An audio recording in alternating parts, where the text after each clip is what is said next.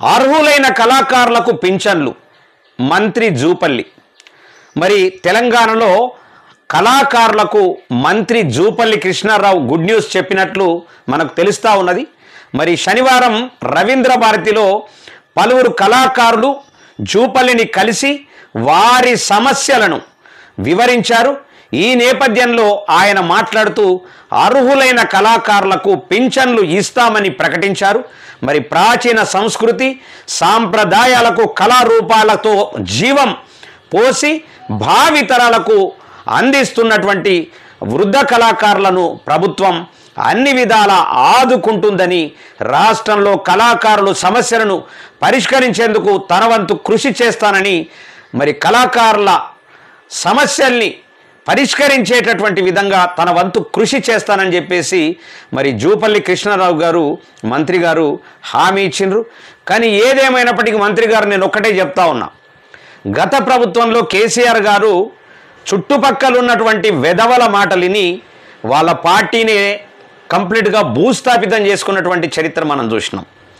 ఎందుకోసమంటే ఏమీ తెలియనటువంటి వెధవల మాటలు విని మరి కేసీఆర్ గారు భూస్థాపితం అయిపోయిండు. మరి మీ పార్టీ కూడా, మీరు ఏ పార్టీలకు కన్నా పోతారు, కానీ మీ పార్టీ కూడా ఇప్పుడున్నటువంటి కాంగ్రెస్ పార్టీ భూస్థాపితం కాకుండా మీరు నియమించినటువంటి 20 మంది ఆ వెధవ సన్నాసుల మాటలు విని మీరు మోసపోవద్దని చెప్పేసి కూడా నేను ప్రత్యేకంగా మిమ్మల్ని రిక్వెస్ట్ చేస్తా ఉన్నా. ఎందుకోసమంటే మీరు పెట్టిందే వెధవలను.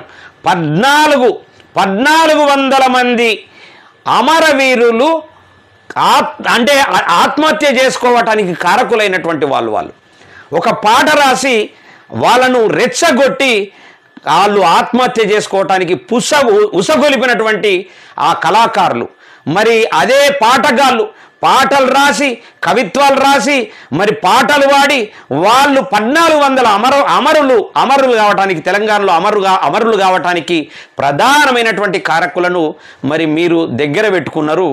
మరి వాళ్ళ మాటలని మరి మోసపోయి మరి నిజమైనటువంటి కళాకారులకు మోసం చెయ్యొద్దని చెప్పేసి కూడా వీకేఆర్ టీవీ ప్రజా అసెంబ్లీ విష్ణు కిషోర్ అనేటోడు సంగీత దర్శకుడు, మరి కళాకారుడు, ఎంతోమందికి ఆ విధవలకు పాటలకు సంగీతం చేసినటువంటి వ్యక్తే చెప్తున్నాడు. దయచేసి జూపల్లి గారు నా మాట విని ఈ రాష్ట్రంలో నిజమైనటువంటి కళాకారులకు న్యాయం చేయవలసిందిగా కూడా మిమ్మల్ని రిక్వెస్ట్ చేస్తా ఉన్నా.